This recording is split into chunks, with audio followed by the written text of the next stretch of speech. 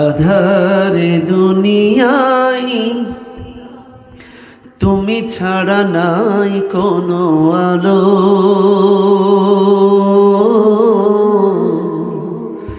তুমি ছাড়া নাই কোনো আলো। আধারে দুনিয়ায় তুমি ছাড়া নাই কোনো আলো, তুমি ছাড়া নাই কোনো আলো। ইয়া রাসূলাল্লাহ,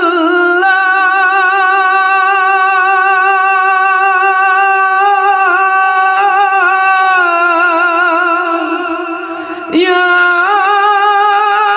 হাবিবাল্লাহ,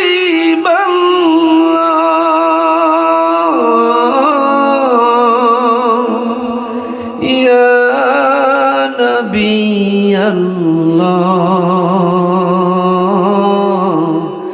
ইয়া রাসূলুল্লাহ।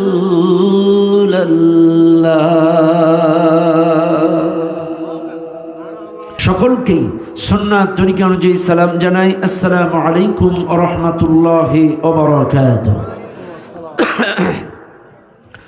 সর্বপ্রথম শুকরিয়া আদায় করছি সে মহান মালিকের দরবারে, যে মহান মালিক আপনাকে আমাকে অত্যন্ত দয়া করে মায়া করে এই কুরআনুল কারীমের মাহফিলে জান্নাতি বাগানে আসার এবং বসার তৌফিক দিয়েছেন, যিনি সে মহান মালিকের দরবারে প্রাণ খুলে সমস্বরে সমবেত আওয়াজে সমবেত চেষ্টায় জীবনের শ্রেষ্ঠ শুকরিয়ার ঝান্ডাটা আল্লাহ তাআলার আরশ আজিমে পৌঁছায় দেয়। চিৎকার মেরে বলুন আলহামদুলিল্লাহ।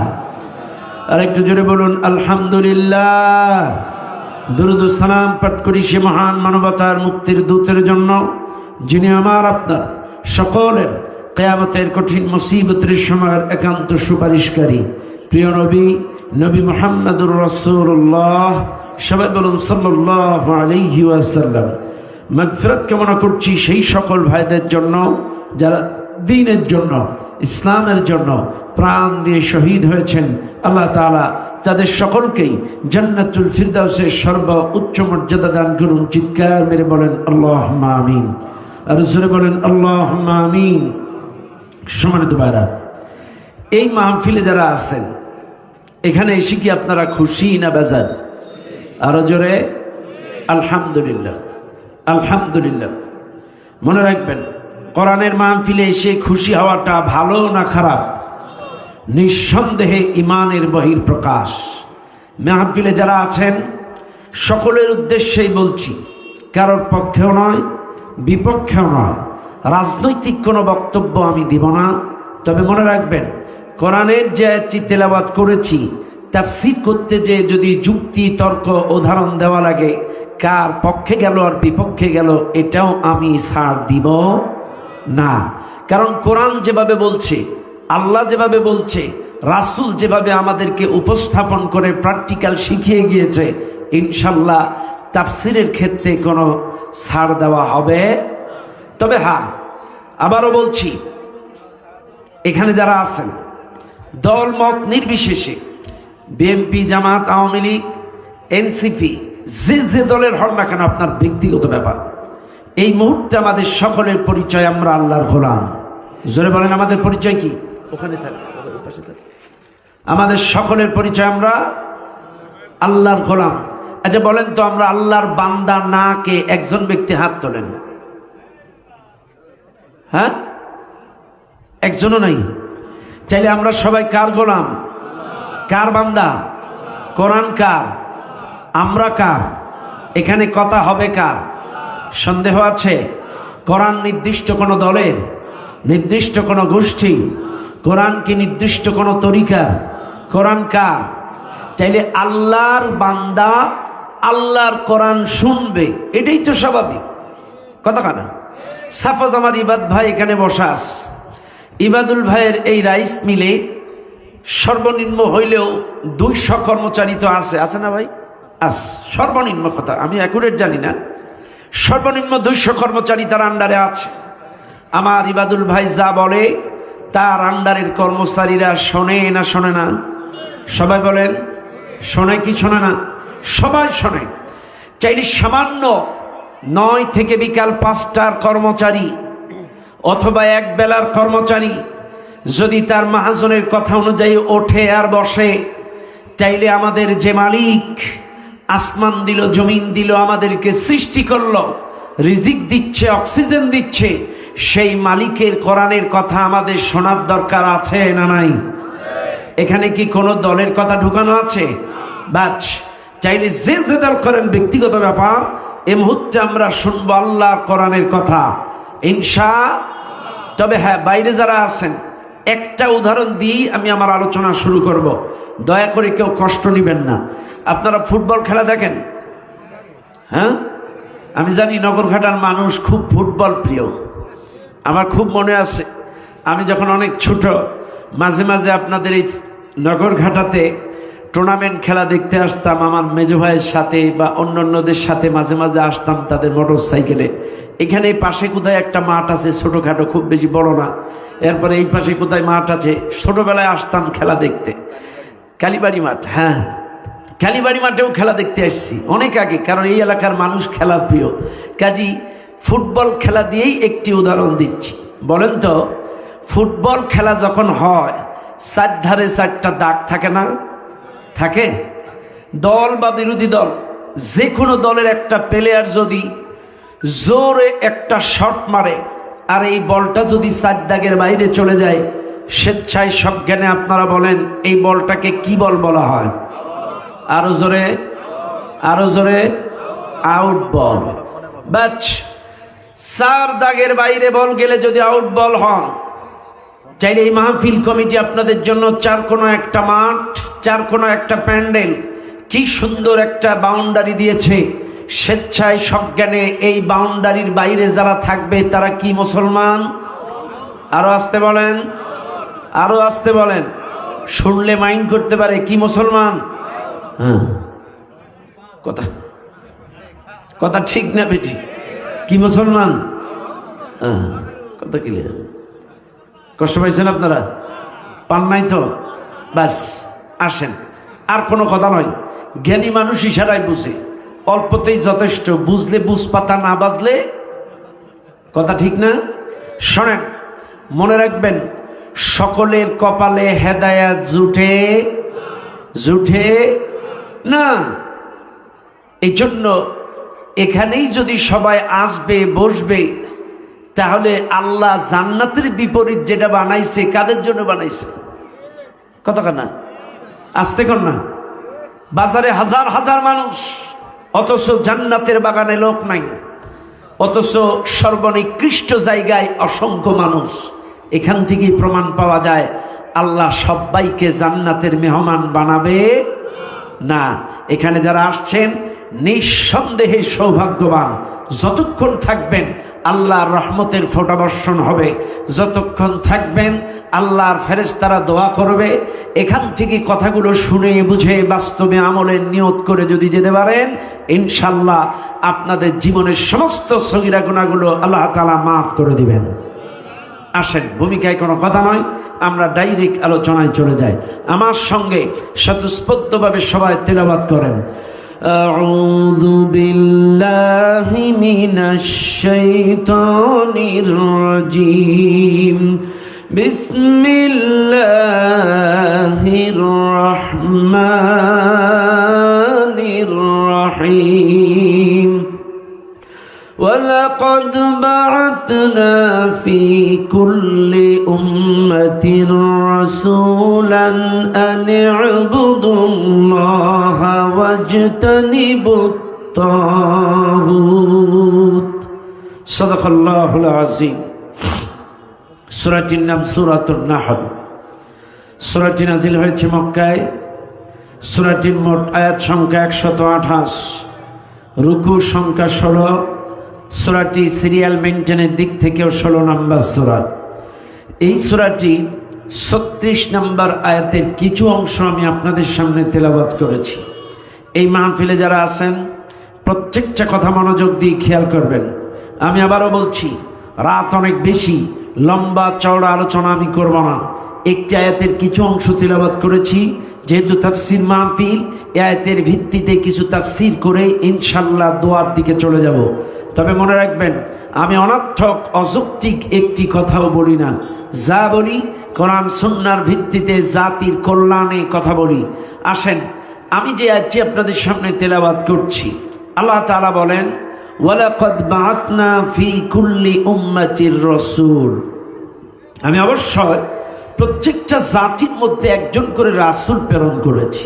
ভালো করে মনে রাখবেন, ফি কুল্লি উম্মাতির রাসূল, প্রত্যেকটা জাতির মধ্যে একজন করে রাসূল আমি আল্লাহ প্রেরণ করেছি। আন ইবুদুল্লাহ ওয়াজতানিবুত তাগুত, এই নির্দেশ দিয়ে ইবাদত করো আল্লাহ, বর্জন করো তাগুত। এই মাহফিলে যারা আছেন প্রত্যেকটা কথা একটু খেয়াল করেন। চাইলে আমি শাব্দিক অর্থ কিন্তু আপনাদেরকে বুঝিয়ে দিলাম। আল্লাহ সুবহানাহু ওয়া তাআলা বলছেন, আমি প্রত্যেকটা জাতির মধ্যে একজন করে রাসূল প্রেরণ করেছি। আপনারা বিভিন্ন নবীর নাম শুনেন নাই? কথা কন, শুনছেন? একটু আমার সঙ্গে জবাব দিবেন, দয়া করে কথা বলবেন ভাই। এখনো কিন্তু ফুল ধান কাটা শুরু হয়নি। কথা কেন হয়েছে নি? আলহামদুলিল্লাহ। আর আজকে সারাদিনের ওয়েদারটাও মিষ্টি মিষ্টি ভাব ছিল, কাজে আজকে খুব একটা ক্লান্তিও আসার কথা না। যাই হোক, মানুষ কষ্ট করতে পারেন আপনারা, এই জন্য আপনাদের রোগ বালায়ও কম। কথা কন ঠিক না বেটি? ভাইরা আমার, মনে রাখবেন, যদি কোনো মাহফিলে বক্তা শ্রোতা রিলেশন ভালো হয়, যদি পাই টু পাই জবাব সুবহানাল্লাহ আলহামদুলিল্লাহ ঠিকঠাক উত্তর দেয়, ওই মাহফিলের আলোচনা সর্বোচ্চ ভালো হয়। এই জন্য আপনারা একটু জবাব দিবেন। আপনারা আমাদের ইউটিউবে ওয়াজগুলো শুনেছেন কিনা আমি জানি না। আমাদের বাইরের মাহফিলগুলো, উত্তরবঙ্গ, মিডিল বা পূর্বাঞ্চলের যে মাহফিলগুলো আমরা যাই, প্রত্যেকটা মাহফিল দুমদাম সুবহানাল্লাহ আলহামদুলিল্লাহ ঠিকঠাক এমনভাবে অ্যান্সার দেয়, বক্তা যদি ওয়াজ নাও করতে পারে তার ভিতর থেকে যা থাকে বাইরে আসে। তার মানে আপনাদের কথার কৌশলে আমার ভেতরের ওয়াজ বাইর হবে। আপনারা ড্রাইভার, আমি পরিবহন। ড্রাইভার যদি ঝিমঝিম ঘুম ঘুম ভাব দেয়, পরিবহন কি রাস্তা দিয়ে যায় না খানা খন্দক দিয়ে যায়? হ্যাঁ, তো ড্রাইভার ঠিক তো পরিবহনও। কথা ক্লিয়ার? ব্যাস ভাই শরীফুল ভাই, আপনি কথা বললে একটু সরে যায়, কারণ অনেক রাত হয়েছে, আর ডিস্টার্ব করা যাবে না। ঠিক আছে? কোরআন শুনতে হবে রিল্যাক্সে, বলতে হবে রিল্যাক্সে, ঠিক না বেঠিক? আসেন, আল্লাহ বলছেন ফি কুল্লি উম্মাতির রাসূল, প্রত্যেকটা জাতির মধ্যে একজন করে রাসূল প্রেরণ করেছি। আদ জাতি, সামুদ জাতি, কেনানবাসী, মক্কাবাসী, মাদায়েনবাসী, প্রত্যেকটা জাতির কাছে একজন করে রাসূল প্রেরণ করেছি। সব নবী এই একই দাওয়াত দিছে, আনি ইবুদুল্লাহ, গোলামি করো আল্লাহ, ওয়াজতানিবুত তাগুত, বর্জন করো তাগুত। সব নবী যে দাওয়াত দিছে, এটার কিছু আপনার তথ্য আপনাদেরকে দেই। শুনে নেন, নগরখাটার গাবতলার মুসলমানেরা, আল্লাহর কোরআন জবাব দিচ্ছেন, লাকাদ আরসালনা নূহান ইলা কওমিহি ফাকালা ইয়া কওমি ইবুদুল্লাহ মা লাকুম মিন ইলাহিন গায়রু। নূহ আলাইহিস সালাম তার কওমের মানুষের কাছে যেয়ে বলে, ও আমার কওমের মানুষেরা, গোলামি করো আল্লাহ, আল্লাহ ছাড়া ইলাহ নাই। এরপরে সালেহ আলাইহিস সালাম সামুদ জাতির কাছে চলে গেলেন, ওয়া ইলা সামুদা আখাহুম সালিহা قال يا قوم اعبدوا الله ما لكم من إله غيره। সালেহ আলাইহিস সালাম তার কওমের মানুষদেরকে বলেন, ও আমার কওমের মানুষেরা, গোলামি করো আল্লাহর, আল্লাহ ছাড়া কোনো ইলাহ নাই। এরপরে আদ জাতির কাছে পাঠালেন হুদ আলাইহিস সালামকে, ওয়া ইলা আদিন আখাহুম হুদা قال يا قوم اعبدوا الله ما لكم من إله غيره। ও আমার কওমের মানুষেরা, আমার ভাইরা, গোলামি করো আল্লাহর, আল্লাহ ছাড়া ইলাহ নাই। এরপরে মাদায়েনবাসীর কাছে পাঠালেন শুআয়ব আলাইহিস সালামকে, ওয়া ইলা মাদিয়ানা আখাহুম শুআয়বা قال يا قوم اعبدوا الله ما لكم من إله غيره। শুআয়ব আলাইহিস সালাম তার কওমের মানুষের কাছে যেই বলে, আমার কওমের মানুষেরা, গোলামি করো আল্লাহর, আল্লাহ ছাড়া ইলাহ নাই। এরপরে আমার আপনার নবী আসলেন, কুল ইয়া আহলাল কিতাব তাআলাউ ইলা কালিমাতিন সাওয়াইন বাইনানা ওয়া বাইনাকুম আল্লা না'বুদা ইল্লাল্লাহ ওয়া লা নুশরিকা বিহি শাইআন ওয়া লা ইয়াত্তাখিযা বা'দুনা বা'দান আরবাবান মিন দুনিল্লাহ। আমার আপনার নবী এসে বললেন, আহলে কিতাব, এমন একটি কালেমার দিকে এসো যেই কালেমাটা আমার আর তোমাদের জন্য এক, আর সেটা হলো আল্লাহ ছাড়া কারোর গোলামি করা যাবে না, আল্লাহর সঙ্গে কাউরে অংশীদার বানানো যাবে। ঈসা আলাইহিস সালাম বললেন, ইন্নাল্লাহা রাব্বি ওয়া রাব্বুকুম ফা'বুদু হাযা সিরাতুম মুস্তাকিম। ইয়াকুব আলাইহিস সালাম যখন মৃত্যুর শয্যায় পড়ে আছেন, মৃত্যুবরণ করবেন, মৃত্যুর পূর্ব মুহূর্তে ইয়াকুব আলাইহিস সালাম তার সমস্ত সন্তানদেরকে ডেকে চতুর্দিকে বসালেন। ইয়াকুব আলাইহিস সালাম তার সন্তানদেরকে প্রশ্ন করলেন, আম কুনতুম শুহাদা ইয হাদারা ইয়াকুব আল মাউত إذ قال لبنيه ما تعبدون من بعدي قالوا نعبد إلهك وإله آبائك إبراهيم وإسماعيل وإسحاق إلها واحدا। ইয়াকুব আলাইহিস সালাম তার সন্তানদেরকে ডেকে বললেন, ও আমার সন্তানেরা, আমার ইন্তেকালের পরে কোন জিনিসের ইবাদত তোমরা করবে? সেদিন সমস্ত সন্তান বলেছিল, বাবা, আপনার মালিক, আপনার পিতৃপুরুষের মালিক, ওই ইব্রাহিম, ইসহাক, ইসমাইলের মালিক, ওই একই মালিকের গোলামি আমরাও করব। তাই যত নবী আসছে সব নবী এই একটাই দাওয়াত দিছে, ওমা আরসালনা মির রাসূলিন ওমা আরসালনা মিন ক্বাবলিকা মির রাসূলিন ইল্লা নূহি ইলাইহি আন্নাহু লা ইলাহা ইল্লা আনা ফা'বুদুন। আল্লাহ বলছেন, নবীর পূর্বে এমন কোন নবী আল্লাহ পাঠায়নি যারাই ইবাদতের দাওয়াত দেয়নি। বাস, চাইলে আমরা এটা দলিল পেয়ে গেলাম। এবার আসেন, ইবাদতটা কি? সব নবীরাই যে ইবাদতের দাওয়াত দিছে, এই ইবাদতের ব্যাখ্যা একটু শোনার দরকার আছে না ভাই? আসেন, ইবাদতটা কি?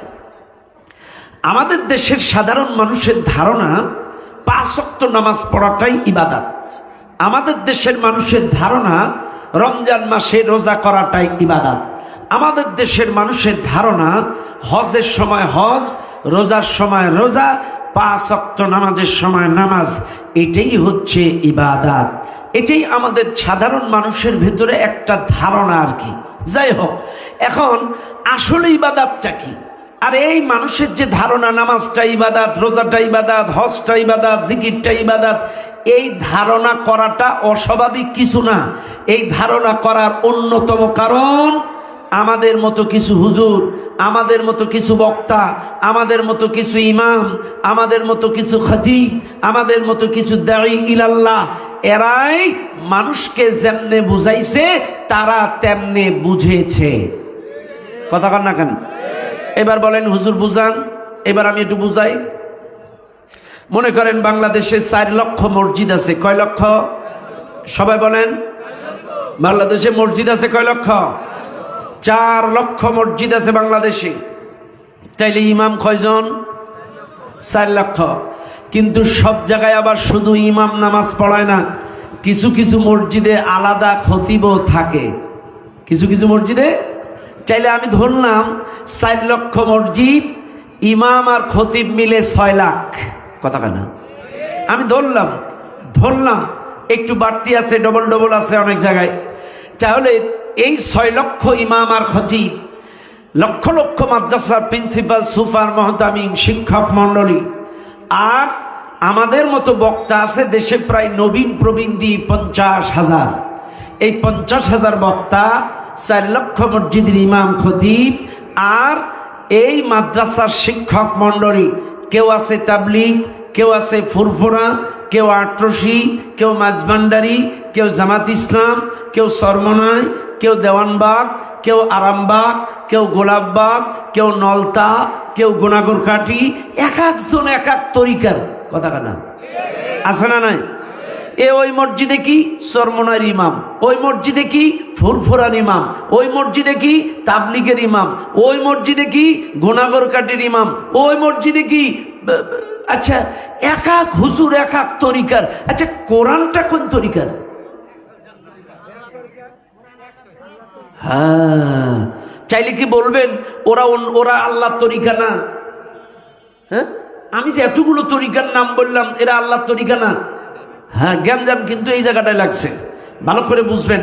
ও তাবলিগ, ও চরমনায়, ও দেওয়ানবাগ, ও আরামবাগ, ও গুলামবাগ, ও হচ্ছে আট্রসি, ও ফুরফুরা, ও তাবলিগ, ও চরমনায়, এক একজন এক এক তরিকার, কিন্তু কোরআন নির্দিষ্ট এক আল্লাহর। আল্লাহর আল্লাহর চাইলে এক একজন এক এক তরিকার, চাইলে ওরা কি আল্লাহর না? হ্যাঁ, চাইলে ওরাও আল্লাহর দিকে ডাকে, কোরআনও আল্লাহর দিকে ডাকে, নবীও আল্লাহর দিকে ডেকেছে। কিন্তু যে হুজুর যেই তরিকার কোরআনটাকে ব্যাখ্যা করে সেই তরিকার কথা কানা। একটা হুজুর এসে ওয়াজ করলো 2 ঘন্টা, 2 ঘন্টা এমন ব্যাখ্যা করলো, পাবলিক মনে করে গোটা কোরআনটাই মনে হয় সরমনায়। আর এক তরিকার হুজুর আসলো, এমন কায়দায় মনে তুলি দিয়ে দলীয় সিলসিলা মতাদর্শকে ব্যাখ্যা করে তার নিজের দিকে টেনে লম্বা করলো, পাবলিক মনে করে গোটা কোরআনটাই মনে হয় দেওয়ানবাগের কথা কানা। তার মানে যে যেই তরিকার হুজুর সেই দলীয় মতাদর্শ, তরিকার সেই মতাদর্শ, তার পীরের মতাদর্শ হাইলাইটস করে কথা কানা। মাঝখানে পাবলিক পড়ে বিভ্রান্তি যে আসলে ইসলাম কত প্রকার কথা কান্নাবাসী।